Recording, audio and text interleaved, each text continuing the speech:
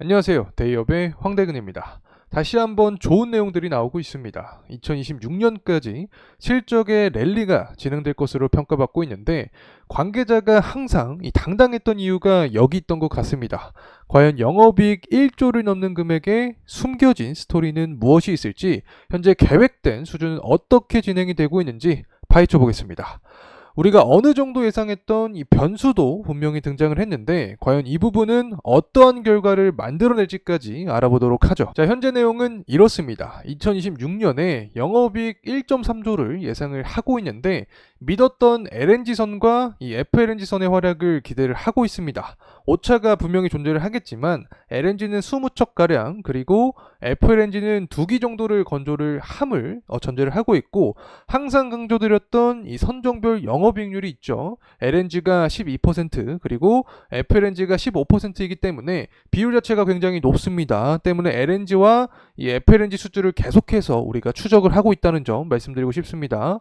이 올해 목표 수주도 초과할 것으로 예상이 되고 있는데 강조드렸던 부분이 여기에 있죠. LNG선 옵션과 이 컨테이너 프로젝트 그리고 FLNG 한 건을 추가하게 되면 97억 달러는 초과할 가능성이 존재하지 않을까 조심스럽게 짐작을 해봅니다. 특히 LNG선은 27년까지 약 70적 정도 발주를 예상을 하고 있고 FLNG는 연간 이 2기 정도 평균 수주를 할 것으로 보고 있는 상황이기 때문에 3년치 일감이 쌓여 있다. 연간 40억에서 50억 달러 정도는 쌓여 있다고 보면 될 것 같습니다. 업황 역시 지속적인 강세를 예상을 하고 있는 상황이고, 이 후판 가격도 굉장히 중요한 변수로 작용이 될 수 있죠. 상반기 같은 경우에는 조선사가 유리하게 이끌어 갔습니다. 자, 그렇다면 하반기 후판 협상은 어떻게 진행이 될까요? 제가 이 부분도 관계자와 직접 이야기를 해봤습니다. 이 하반기 같은 경우에도 조선사가 유리하게 이끌 가능성이 존재한다. 자, 이렇게 말씀을 드릴 수 있겠는데 현재 중국산 후판 물량이 계속해서 들어오고 있죠. 우리나라랑 비교했을 때 굉장히 싼 값입니다. 그렇기 때문에 한국의 이 철강사 입장에서는 경쟁력이 좀 떨어질 가능성이 존재한다. 자, 이렇게 볼 수 있겠고, 전반적인 후판의 베이스가 되는 이 철강석 가격 역시 하락을 하고 있습니다. 이 정리를 해보면 우리나라 조선사가 이 철강사에 비교했을 때 가격 협상력에서 우위에 있다. 자, 그리고 이 철강석 가격 역시 하락하고 있는 상황이기 때문에 상반기와 비슷한 결과가 도출될 가능성이 있다. 자, 그렇게 되면 향후 수익성 역시 개선될 가능성이 존재한다 라고 해석을 할 수 있겠죠. 자, 그렇다면 앞으로의 실적 전망은 어떻게 될 것인가? 관계자와 대화를 하고 나서 알아낸 이 결과는 이렇습니다. 일회성 비용이 환입이 될 것이다. 이 들으신 매각 대금 존재했죠. 여러분이 가장 기다렸던 부분이라고 생각하는데, 자, 이 부분이 올해 다 환입이 될 것으로 예상이 되고 있다라는 말씀을 해주셨고, SK운 소송 건수는 통상적으로 한 3년 정도 기다리면서 계속해서 재무적인 측면에 환입이 될 것이다라고 말씀을 해주셨다는 점 강조드리고 싶습니다. 이 올해 목표 수준은 돌파를 예상을 하고 있습니다. 2026년을 넘어서 27년까지 지속적으로 성장 가능성이 존재하는 상황이고, 특히 우리가 눈으로 확인을 해봤죠. 이 FLNG 영업이익률이 15%가량 차지를 했습니다. 그래서 강조했던 포인트가 여기에 존재를 한다. 이 숫자를 통해서 확인을 할 수 있는 거고, 때문에 유가나 가스 같은 이 원자재 가격, 매크로적인 측면도 굉장히 중요하다라는 점 말씀드리고 싶습니다. 이 LNG 수주 같은 경우에는 이 덴마크 LNG 운반선은 양호하게 진행이 되고 있다. 일단 이 수주한 10척의 LNG 중에서 한 척을 현재 인도를 하고 있다. 그리고 5번째 선박을 납품을 하고 있는 거고, 2026년까지 나머지 5척을 납품할 예정에 있다. LNG는 20척가량 인도를 예상을 하고 있다는 점 요약해서 설명을 드리고 싶습니다. 그리고 제가 영상마다 항상 강조를 드리고 있는 부분이긴 한데 시청하시는 분들께서 수요가 존재를 하기 때문에 거듭 말씀을 드리고 있다는 점 양해 말씀드립니다.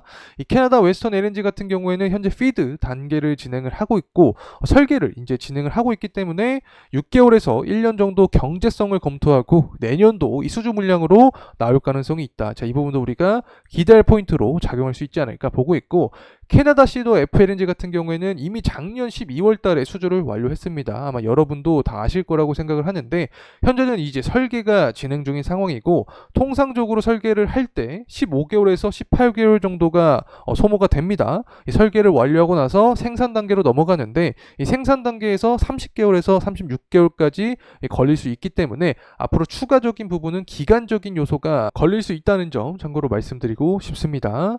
자, 델핀 FLNG 같은 경우 경우에도 우리가 기대를 하고 있는 포인트죠. 이 FLNG가 피드 단계, 기본 설계 단계에 현재 있습니다. EPRCI 조건 합의까지 마친 상황이기 때문에 수주 가능성을 당사도 긍정적으로 평가를 하고 있기 때문에 앞으로 델핀 FLNG의 향방도 우리가 추적할 필요가 있지 않을까 보고 있습니다.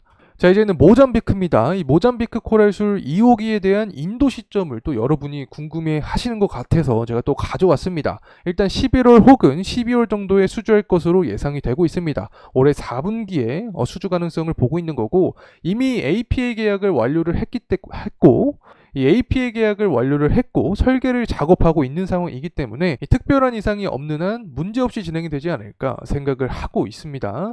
특히 이 파업 이슈도 최근에 굉장히 뜨거웠던 부분입니다. 조선업 전반적인 공동 파업까지 확산이 되었던 부분인데, 이 삼성중공업 관계자는 크게 개의치 않았던 모습을 보여주었죠. 특히 투자 포인트로는 적합하지 않다라는 말까지 했기 때문에 우리는 크게 문제 삼지 않고 넘어가는데, 이 직전 분기 대비해서 매출 감소 가능성은 존재해 보이는 상황입니다. 임단협의 잠정 합의안이 도출이 되었는데 비용이 한 200억에서 300억가량 반영될 예정에 있고 조업 일수가 감소를 했죠. 이 부분은 사실 삼성중공업뿐만 아니라 조선 전반적인 이슈입니다. 때문에 매출액의 직전 분기 대비 감소될 것으로 예상이 되고 있다. 이 컨센을 어느 정도 하회할 가능성도 존재를 하는데 주가적인 측면을 고려를 했을 때는 영향은 크지 않을 것 같다라는 이 의견이 나타나고 있다는 점 전달을 드립니다.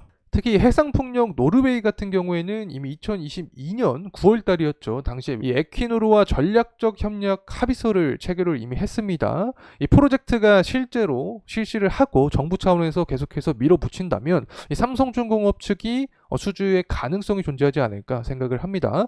현재 조선사 트렌드 같은 경우에는 이제 신재생 에너지 쪽까지 계속해서 확장을 하고 있는 모습입니다. 최근 들어서 트럼프와 해리스의 대선 토론이 있었죠. 해리스가 대표적인 이 신재생 관련된 인물이라고 생각을 할 수 있을 텐데, 향후에 해상풍력 프로젝트를 실시를 한다라고 하면은 해리스가 당선이 된다라고 하더라도 추가적인 모멘텀으로 작용이 될 가능성도 존재하지 않을까 생각합니다. 자, 그래서 우리가 주목할 포인트를 생각을 할 수 있겠죠. 일단 선가 지수는 여전히 상승을 하고 있습니다. 최근에 미국 항만의 파업 역시 진행을 하고 있기 때문에 컨테이너 운임지수가 상승할 가능성도 존재한다.